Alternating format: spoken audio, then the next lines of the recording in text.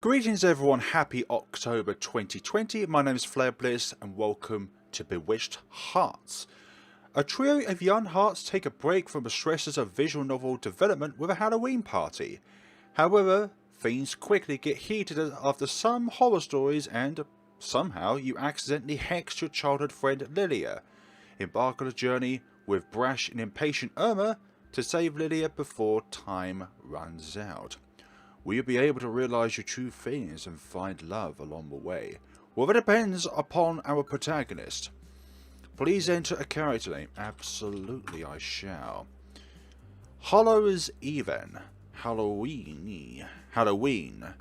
However you want to pronounce said stuff. Okay, that's a really cute design for her. I stare at my mirror in the mostly bare room, is it? A lopsided grey donkey head stares back at me. Some of the stems along the head are beginning to loosen and the body bears faded stains that I try not to think about. The sight of it in front of me makes me question about all those hours I spent searching at Costumes R Us rentals. Is that meant to be a homage to Toys R Us or something? But surely the silly costume truly conveys the spirit of Halloween, does it not? Making my way to the kitchen and living area, I check my phone. 6 PM. It's almost time for Irma and Lilia to arrive for our little Halloween party. House party, that is.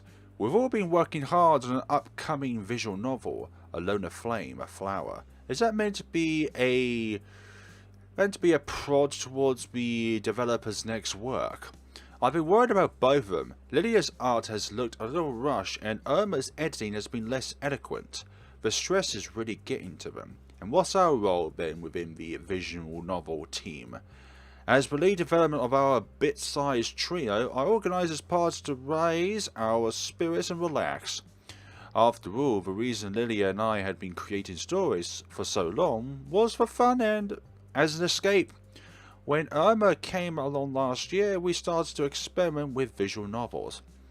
The way that art, writing and sound can bring the story to life like none other reignited my passion for stories. I still remember when Lilia first encouraged me to write. Without her, beep beep, my phone lights up. A text from Lilia. Hey, I'm at the door. Sorry I'm a little early. Aww.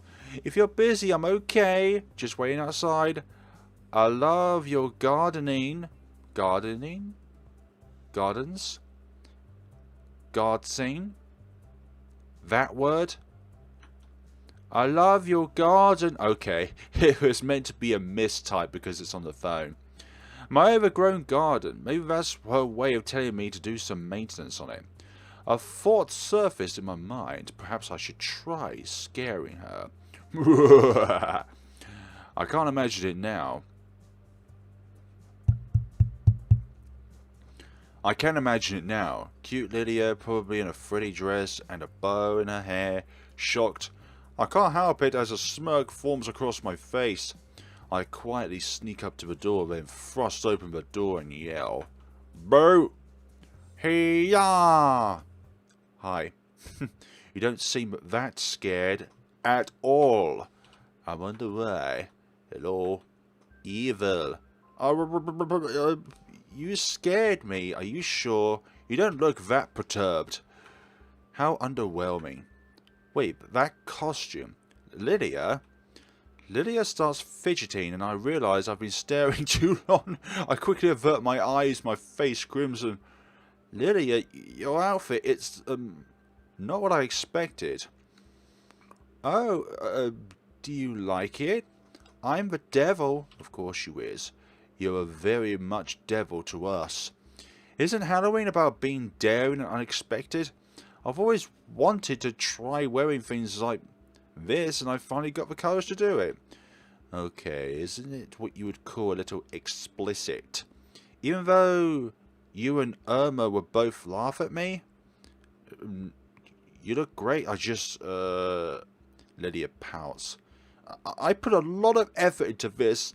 A lot of liquid lipstick was wasted to get these blood tears to look right. I did wonder what they were. I thought it was just usually crying. But alas. Liquid what now? I'm sure you do. Oh, I bet you wish you had this costume instead. Well, if you like it, then I like it. Okay, Lydia, out with it. I know you too well to tell me when you're lying. To tell when you're lying. It's just... I'm not sure what a donkey has to do with Halloween. That's not really scary, and it's not really daring either. It doesn't have to be daring to be a good costume. God, just wait until Irma gets here. She'll understand. Is it some sort of weakness to witches then? Sorry, I take it back. I ignore the urge to pat Lydia on the head. No, it's fine. Come inside. Lydia and I sit on our knees at opposite ends of a small wooden round table. Nice of a round table. Except it's Halloween with just 3 people, and we are all in lovely, or questionable, or explicit, or any of the above, or none of the above. Just casual, wholesome Halloween costumes. Lydia and I sit on our knees at the opposite end of a small wooden table in the living room. She looked down at her hands, fidgeting. Nervous about that kind of costume, I imagine. I really couldn't take her seriously, sitting there in front of me, wearing something so outlandish. Lydia? Yes? So, you're still afraid of doorbells, huh? Hey, that's not it. And you know it's not it. I just don't like loud noises. And I don't want to bother you in case you were busy. Sorry. Yeah, well, we know what to get you for your birthday. You never change, do you? Just like when we were kids. Some things never change. Lydia's always been a bit shy, a little strange and extremely clumsy. She's not that shy though if she's wearing that.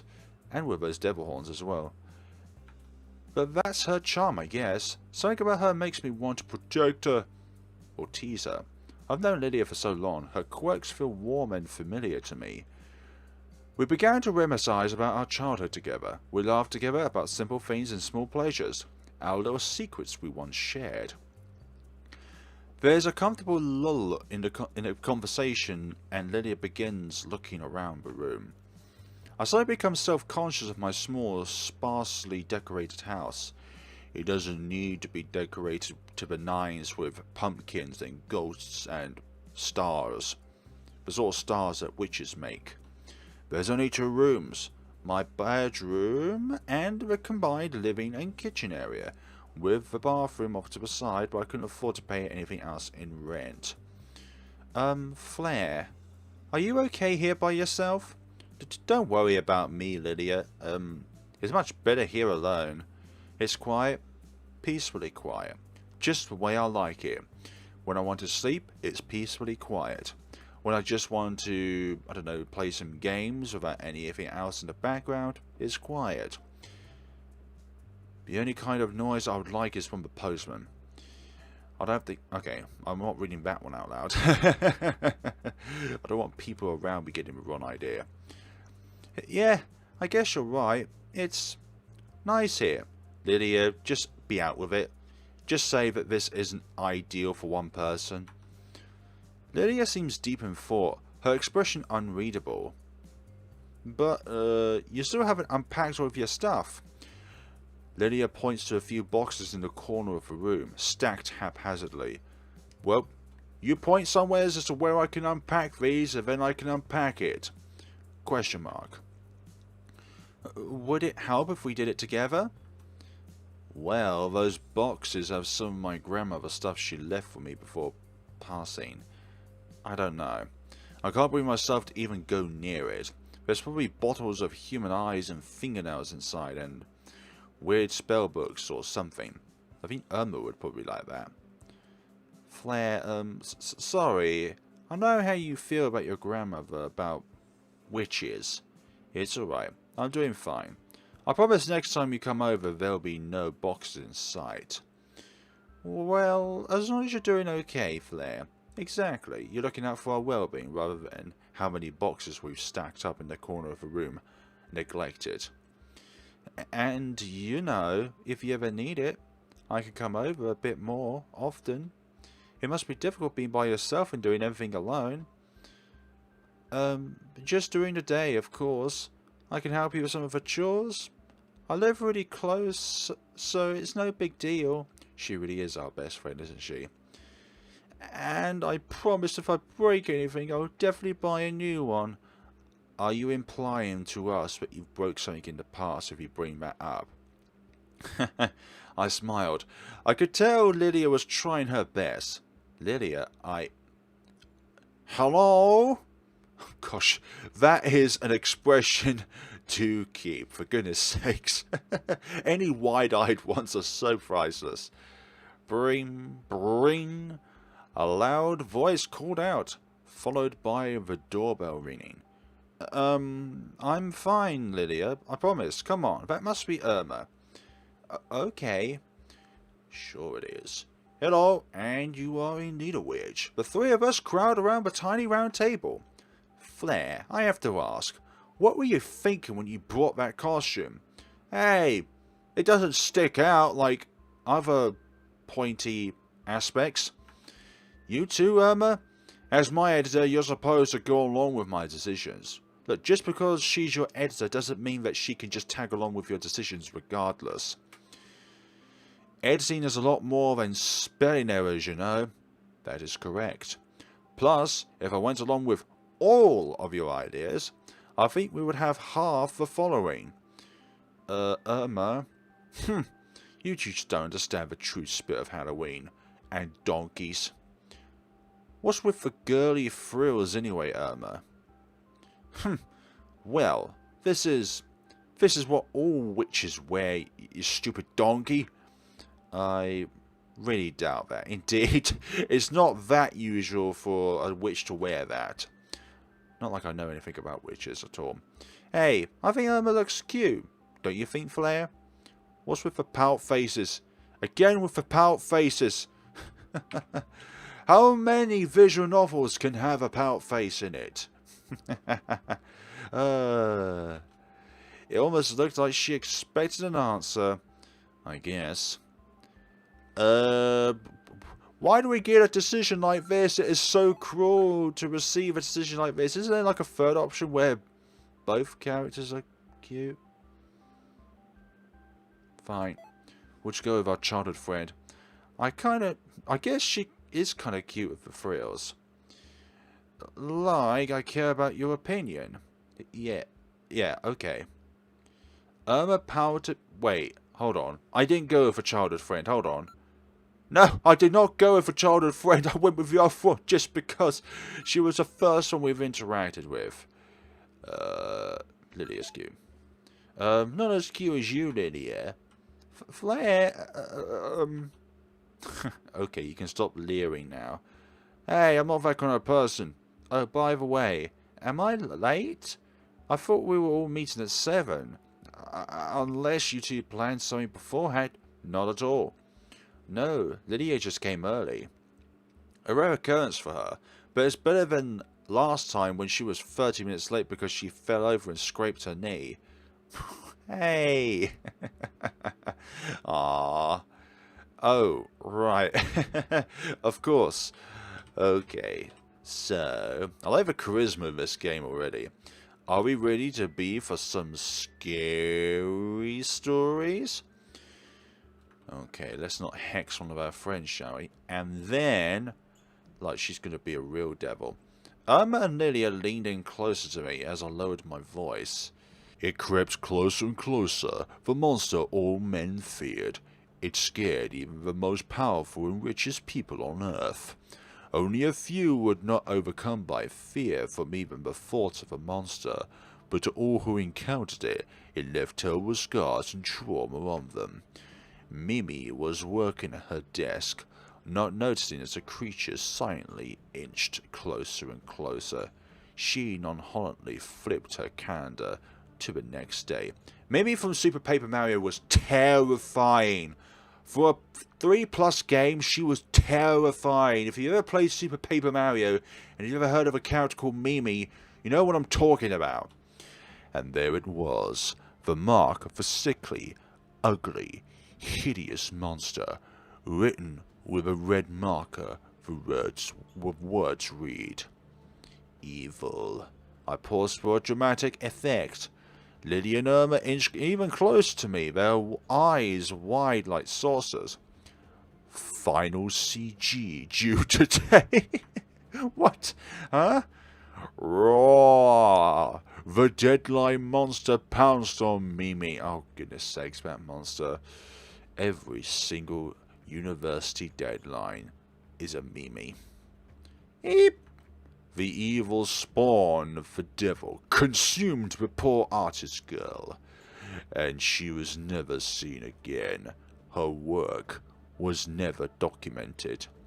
I smiled smugly with satisfaction. Was that one meant for Lydia, considering that she is the artist? Flair, I'm a bit disappointed and worried about our future as VN developers with stories like that. I like how one character is scared and the other one is just disappointed and just like, bruh. Oh, goodness sakes. Irma stood up and turned the lights back on. Wait, the lights were off? Are we done already? These stories are really quite boring. Okay, Irma, what do you think of a better story then? Irma stifled a yawn, especially for a guy who brags about being half witch blood or whatever that means. Oh, Irma. What's with that anyway? A lot of your concepts involve evil witches, you know. You know they're not real, right? Evil witches don't exist and can't hurt you. That's because witches, by nature, do not exist. And when they do exist, they are unpredictable creatures that you have no idea of their powers, of their motives, of their desires. They are enigmatic creatures that should never be in the real reality. Only fictional, only fantasy, only in stories. Okay, how about we have a food break? Don't go there. Excuse me, Flair? You know what? I stormed over to the boxes with my grandmother's belongings. Inside, on the very top of a bunch of strange jars and embers, was a light blue hard-covered book. Some strange lettering adorned the front. The gold leaf writing flickered and danced along the light. Oh, great, Sybil. At the bottom, written in plain English, was a small inscription that simply read, Sybil. This, I brought the book over, is my grandmother's spell book, which is very real and very dangerous. You don't really expect me to believe that, do you? Fine. What is this book anyway? Irma came up next to me. Of course she is intrigued. What? This doesn't make any sense at all. Flair, you don't have to do this. Why don't we do something else? I opened the book, flickering through the pages. More of the same strange, squiggling lettering was inside, with diagrams and various pictures of flowers, eyeballs, and animal parts. Suddenly, I find a word I recognize. Cherish. Beckoning again. The words change back to nonsensical squiggles. I was going to say squibbles. A spell with cherish in it can't be a bad thing. Plus, witches are female, and last time I checked that doesn't include me. The male variant, I believe, is called a warlock. Besides, my mum never had any powers. My mum has powers beyond recognition. It's called being there for me for my entire life. Raising me. Everything. Everything she's done. That's a power. A power in itself. I focused hard on the words and slowly they began to make sense. As I read the sounds out, the words turned golden, translating themselves to English. They whom I cherish. Someone I cherish, huh? I thought about Lydia. Flair, what are you doing? Flair, Something feels bad about this. You've done me wrong. Flare, this isn't funny. Please stop. I believe you, okay? And shall now be perished. I stopped myself from reading the last word. The bit began to glow softly in my hands and then violently enshrouded the room in a bright golden light. I instinctively covered my eyes. The light was blinding. I hear Irma yelp, followed by a soft funk kind of sound. Possibly from the book. Then it was dark again. I opened my eyes. Are you okay, Flare? What was that? I don't know. Lydia! Lydia was lying on the floor, motionless. Lydia, wake up! Flare, do something! My body felt icy and drained. For goodness sakes, don't go into this without knowing what you're going to do with it. It's like using words that you don't know the meaning of. Perish! She's... Lydia! Lydia was silent no matter how much Irma shook her vigorously, desperately. There was no movement of, or any sign of her waking up. Lydia! Oh no, please! Irma put her head against Lydia's chest, listening for a heartbeat. Seconds felt like hours. She's still breathing, Flare. What the hell did you do? She won't wake up. We have to call the ambulance now. No, we don't have much time. We need to reverse the hex. Is this some sort of joke to you? No, we can't call the ambulance. I think I accidentally hexed her. I tried to scan through the book, but there wasn't much else I could understand. Most of it looked like nonsense to me. If only there was a way we could decipher it. Maybe there was another book on how to reverse a hex. The book. We need to reverse the spell. I wasn't lying when I said I was born from a line of witches. What do you mean? I looked back at the book. The golden words danced. By midnight, they will take their final breath. It says by midnight. If we could just figure out how to reverse it before then. Irma peered over my shoulder at the book. What language is this anyway? It doesn't look like any kind of script I've ever seen. Irma, please. Please, for Lydia, I need you to trust me. I know it's hard to believe, but the ambulance aren't going to be able to do anything about this. Please, Irma. I don't think I could do this alone. Okay. Okay? Is that it? Just okay? The tone? Flare, tell me what we need to do. I trust you. Let's save Lydia together. Irma, she always was the strongest one in the group. If she didn't believe me right now, I'm not sure I could believe myself. The library. They might have a book I can decipher the writing with. Or anything else by Cybele. It's not too far from here. We'll need to hurry. Let's go. Lydia, we will save you. 8 PM. 4 hours until midnight. Why do we do this in the evening? Everyone knows something bad will happen at midnight. What happens if the library is closed? We weave our way through the busy city streets, with the mid-October sunset dyeing the sky a harsh red. At the moment, if I look outside, it's just pitch black, as if the remnants of summer were still lingering about. The air is warm and humid. Maybe this is Japan. Fighting what is now the midst of fall. Ah, it's hot. I told you we should have had a drink before we left. But the more time we spend dawdling about, the less time we have to save Lydia. I'd rather die from this heat than have her Look, there it is. That was a good abruption there. Irma skips ahead of me, pointing towards a fairly modern lavish building in the distance. You seem excited. Excited is the one word. We have to save Lydia, right? She smiles as she says it, but inside, like me, she's worried. Right. Who is to say what will happen, but Right now, we both have to try our best.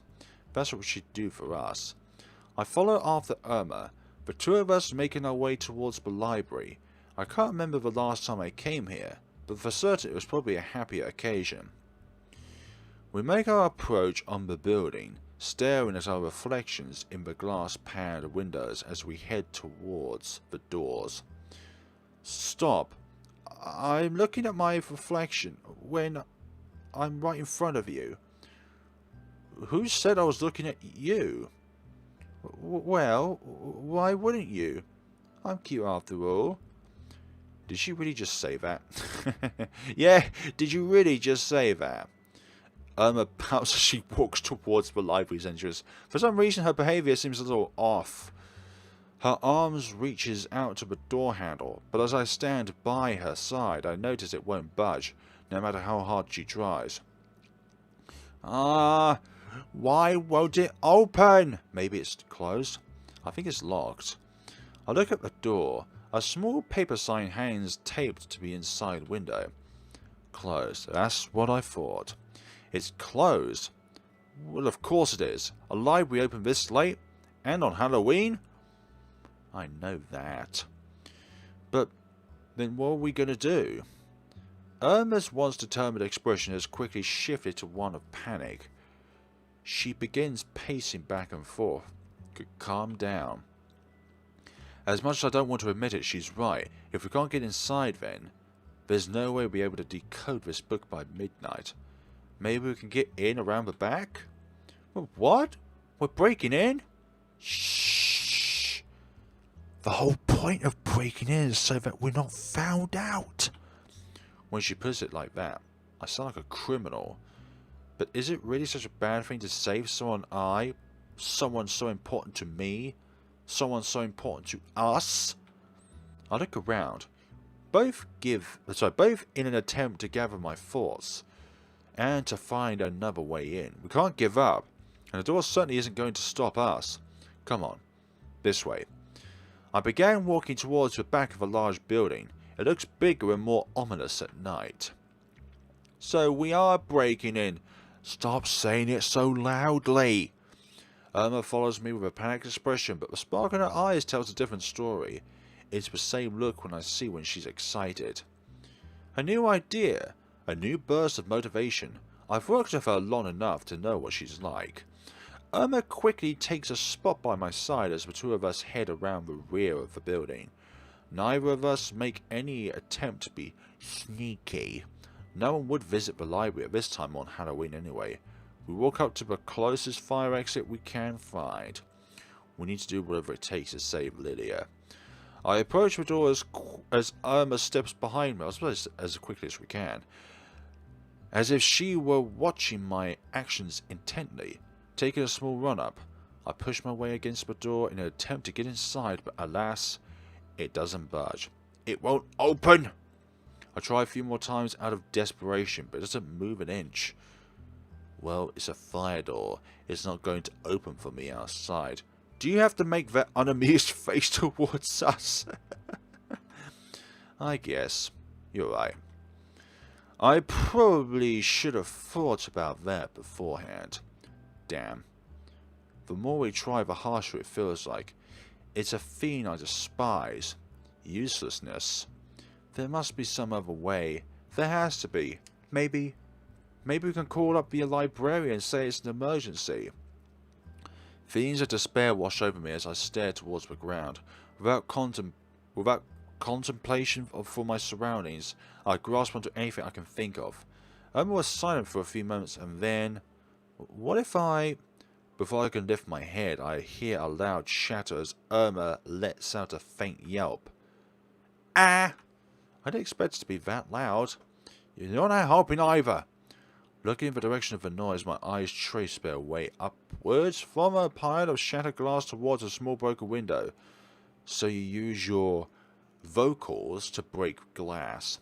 She didn't, did she? What's that look for? I thought we were breaking in.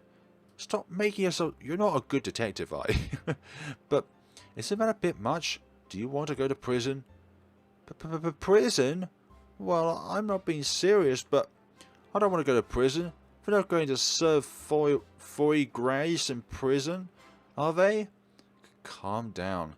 I'm pretty sure expensive tastes would be the least of your problems. Anyhow, stop worrying, we're not going to prison. At least I don't think we are. Yeah, you're right. Anyway, we can get in through the window. I'm sure the police have their work cut out by the traditional means of Halloween issues. Just don't cut yourself on the glass. Did you hit your head? The window's too high to reach. Oh, well, obviously you have to lift me up. I'm certainly not lifting you up. When was the last time you dieted, huh? I ignore the rude remark of someone who indulged in copious amounts of foie gras and triple cream brie. Alright. Irma walks towards the window, turning her head in just a way so that her face is out of my sight. Come on, since it's shattered, I can reach into the window and unlock it from the inside. Then we can crawl through, she says, as underconfident as she appears.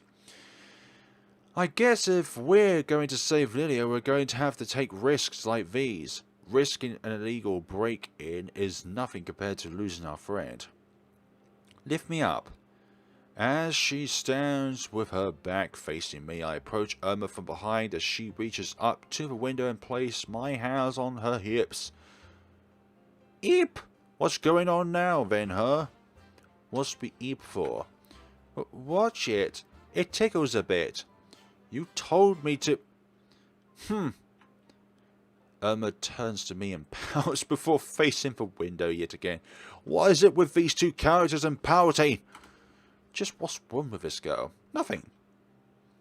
Okay, I'm ready, she says, a bait with a ragged breath. I guess it's my cue to hoist her up. With steady hands, I raise Irma up towards the window. She's lighter than I expected. Her skin feels smooth. Sometimes I forget Irma's a girl. What? Almost there. Just a bit more. A gust of wind suddenly... this always happens. It always has to be the wind with the skirts. Oh dear. A gust of wind suddenly ruffles her skirt as I avert my eyes while I assume she's unlocking the window. Don't look. I'm not, okay? I'm looking down on the ground with my eyes closed. There's no reflections or refractions, of course. Soon enough, she becomes weightless as she crawls through a small window, disappearing inside before a small thud. Ow! Are you okay? Yeah, I'm fine. There's a bit of glass on the floor, so watch your landing. Can you get in? I'll try. Taking a few steps... Why can't you just unlock the door and then we can just go through the door? Like, if you can unlock it from the inside, then can't you just simply do that? Taking a few steps back, I prepare myself for a run up to the window. Enough so I can reach the ledge and hopefully climb through. Now that she's opened it, I don't have to worry too much about slicing my hands open on shards of glass, at least. Well, here goes nothing.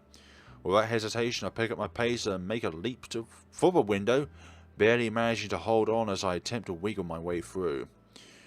Although, you're lucky. You're smaller than me. Is that a compliment or an insult? Soon enough, I manage to slip my way through the window, landing on the floor with a thud in the same comical manner as Irma. It's fairly dark in the library. Only small slivers of light flicker through the windows. Well, we're in. What's going to be the next thing? Oh my goodness sakes, we forgot the book is all the way at home. I don't condone property damage, but that was a good call on your part. Thanks, Irma.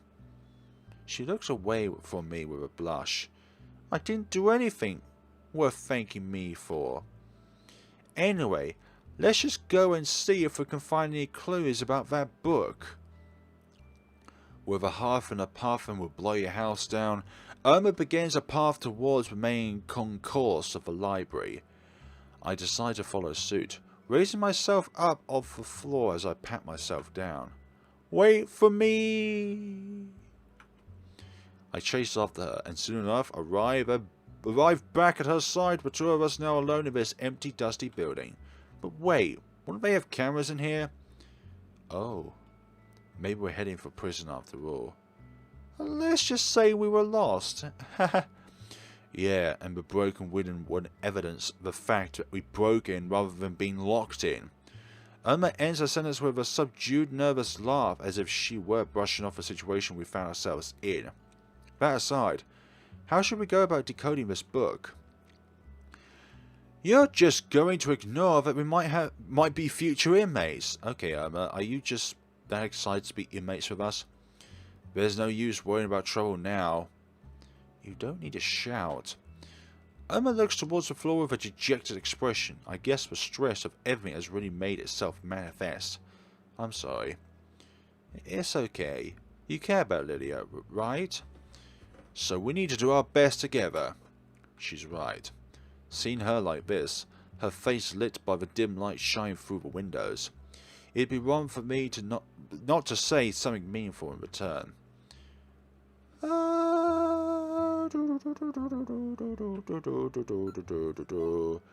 Let's go for a Lilia route rather than an Irma route. That's why we're going to save her, because we're both doing our best. I couldn't have come this far without you, Irma. After all, it was your idea to break the window, right? Irma pouts. Again with the pouts. So you're saying you'll testify against me? I laugh and bat Irma's smile. Even now, we can have silly times like this. Hopefully those times will return. For the three of us. Shouldn't we be looking for clues? Right. I make my way to the nearest bookshelf, looking for anything that'll give us any hint of solving the mystery. Scooby... No, I won't sing that song. Flair. What exactly are we meant to be looking for again? Right. Sorry, everything happened so fast. The author's name is Sybil, so anything you can find by her. Sybil what? That's a weird name. It's a surname. Hey, what about this? Irma shows me a book she randomly picked up from a shelf in cursive Latin. Irma, that's just cursive Latin. What? How am I supposed to know the difference? I can't read which. Isn't that your job? Well, we wouldn't be in this situation if I could read the spell book. I could only read some of it, and why the spell worked is a mystery to me. Bloodline. What do you mean? My mom never had any strange powers, and well, I'm a guy. You're a warlock. I never met my grandmother, but I do know she had powers. My parents used to fight about it all the time, even when I was a child. In the end, I never even got to meet my grandmother before she passed away. Not that I would have wanted to, after seeing what witchcraft does. Flair, I'm sorry. I didn't know. This is my fault. I shouldn't have brought it up. It's not, Irma. You didn't know. Anyway, we have to find Lydia. You mean you have to save Lydia? It was really difficult for me growing up, dealing with the constant fighting. But Lydia, that's right. Lydia's the one who pushed me to write. She's the one who saved me. It was so long ago, but I still remember it so clearly. All flashback to the past. But they're freaks, and you want to go back to them? Isn't that why you ran away with me in the first place? But she's my mother. She's dying. I could clearly hear my parents fighting a few rooms away from us. Come on, Annie. You know what it was like growing up in that household. You know how much you hated it, and you wanted to put that on our son. Regardless, she's still your parent. Hey! Snap. A nervous but determined little voice called out to me, followed by the snap of her fingers. Lydia? Which book would you read to me today? You're so good at storytelling. No, Lydia, I don't really feel like reading today, and I've already read them all 1,000 times. But, what about Prince Philip? Or Princess Aurora? I want to know what happened. What's the point? Philip saves Aurora from the evil witch, blah blah blah, they have a happy ending, they're all the same story. Some of them may all have the same happy ending, but it's the in-between part. How did they get to the happy ending is what's most important. It's not about the beginning or the end, but the journey. I half looked away from Lydia, The sadness and patheticness in her eyes made me mad. Ah, she never had to go through any of this. The shouting continued. I felt numb to it by now. But Flare... Flare! What? Lydia. I already said no. I threw one of the picture books on the ground. I opened to the Book of the Evil Witch, Samantha imprisoning Princess Diana Sands. It was our favourite book. She loved to look at the pictures while I read to her. She said I made the characters come alive. But Lydia didn't back down, even though she was slightly shaking, nervous. She looked at me with determination in her eyes. I couldn't return her gaze. What is it? You and me. Huh? You and me, we're going to write a book together. Something new. Something way, way, way better. And it can be whatever you want. I'm not gonna lie, those exclamation marks look like L's. What? But Lydia, you can hardly read, let alone write. Ah, that's really sad to hear. Don't insult your best friend like that. Then I'll draw the pictures. Aha! Giving the visual effect of a story I like. Not just the words, but the pictures. Something that personifies the words. Lily had already started grabbing some crayons and paper. Here, she said, thrusting a pencil in my face. I don't have all day, you know. My drawings are really, really good. Lydia had already begun drawing with a rare and fiery intensity. I allowed myself to be swept up into the escape she created. Since then, Lydia and I never stopped writing, never stopped drawing. It became our little bond. When we were down, we would draw, we would write. Before we knew it, Lydia and I had formed a kind of intense bond, but one that was different, strange and matured from when we were children. It felt more fragile, because there was more at stake if you're closer to that person. Lydia, I really... Flare, are you okay? No, we were just having a vivid flashback. I'm fine. I just got lost in my thoughts. You know, Lydia's the one who encouraged me to write. She saved me, in a way.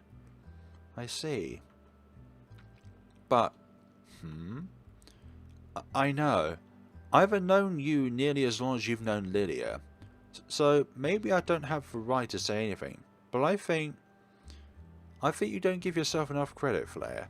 Ah, Lydia might have saved you once, but right now, and after all these years, Flare, you have saved yourself and many others with your writing, your creativity. Ah, you really friends, you really inspire me. I mean, I wouldn't agree to be your editor if I didn't know you had talent, and now you write for yourself, don't you? Oh, I guess. Just don't let it get to your head, okay? I know. Thanks, Irma. She smiles back at me. Okay, let's look for books by Sybil for now. We weave our way around several bookshelves, tracing each letter one by one. P, Q, R, S. At the end of S, it's what?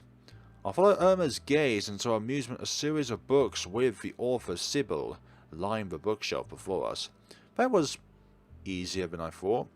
Well, imagine how many authors begin with the letter S and then follow up from there the letter Y. If it was S-A or S-E or S-I or S-O or S-U, then it would be very hard. Well, what do you mean, well? Let's start looking. Like a child, Irma puts all the books from the shelf, making a cluttered mess on the floor. I suppose that's one way to do it. But by the look of things, it'll take a while to go through all these. And I think we will see the conclusion of this in the next time, folks.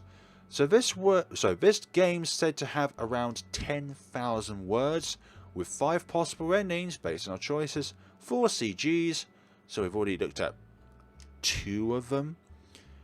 Original art and high quality user interface, And the last feature it says is cute girls. But thank you all so much for watching, guys, and see you all in the next time of this charismatic but dark twisted events that have transpired in this visual novel.